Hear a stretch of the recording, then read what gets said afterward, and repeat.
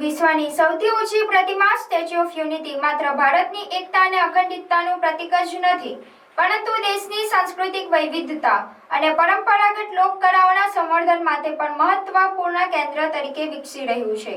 ગુજરાત સરકારના માર્ગદર્શન હેઠળ સ્ટેચ્યુ ઓફ યુનિટી વિસ્તાર વિકાસ અને પ્રવાસન નિયમન સત્તામંડળ દ્વારા પ્રવાસીઓને ગુજરાતની વિવિધ લોક પરંપરા અને આદિવાસી સંસ્કૃતિઓના જીવંત પરિચય કરાવવા માટે સતત વિવિધ સાંસ્કૃતિક કાર્યક્રમોનું આયોજન કરવામાં આવે છે.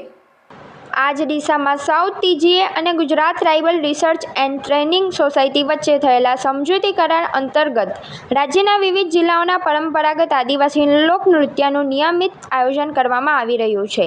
આ શ્રેણીમાં તારીખ 8 ઓગસ્ટ 2026ના રોજ તાપી જિલ્લાના લોક કલાકારો દ્વારા પરંપરાગત ગામિત ઢોલ નૃત્યની જીવંત રજૂઆત કરવામાં આવી હતી.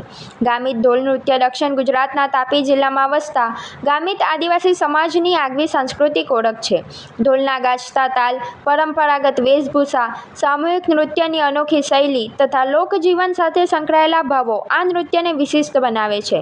આ નૃત્ય માત્ર મનોરંજનનું સાધન નથી, પરંતુ ગામિત સમાજની પરંપરા, સામાજિક એકતા, પ્રકૃતિ પ્રત્યેનો આદર અને સાંસ્કૃતિક વારસાનું જીવંત પ્રતિબિંબ પણ છે.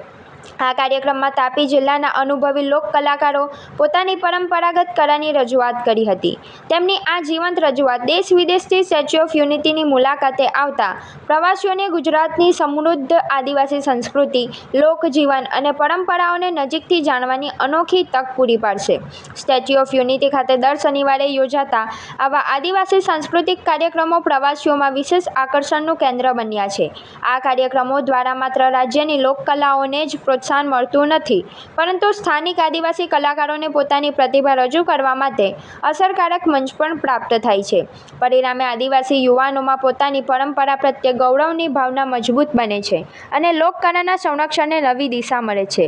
સાઉથ ટીજીએ દ્વારા હાથ ધરવામાં આવેલ આ પહેલ રાજ્યની સમૃદ્ધ આદિવાસી સાંસ્કૃતિક પરંપરા અને લોકકલાને વૈશ્વિક સ્તરે ઓળખ આપવાના પ્રયત્નોમાં મહત્વપૂર્ણ સાબિત થઈ રહી છે. સ્ટેચ્યુ ઓફ યુનિટીની મુલાકાતે આવતા લાખો પ્રવાસીઓ માત્ર વિશ્વની સૌથી ઊંચી પ્રતિમાનું દર્શન જ નહીં, પરંતુ ગુજરાતની જીવંત લોકસંસ્કૃતિ અને આદિવાસી પરંપરાનો પણ નજીકથી અનુભવ કરી રહ્યા છે. આગામી દિવસોમાં પણ રાજ્યના વિવિધ જિલ્લાઓના પરંપરાગત લોકનૃત્યો અને આદિવાસી સાંસ્કૃતિક કાર્યક્રમોની શ્રેણી સતત ચાલુ રહેશે, જેના માધ્યમથી ગુજરાતની સમૃદ્ધ સાંસ્કૃતિક ધરોહરને વધુ વ્યાપક ઓળખ મળશે અને સ્થાનિક લોકકળાઓના સંરક્ષણ તથા સંવર્ધનને નવી ગતિ મળશે.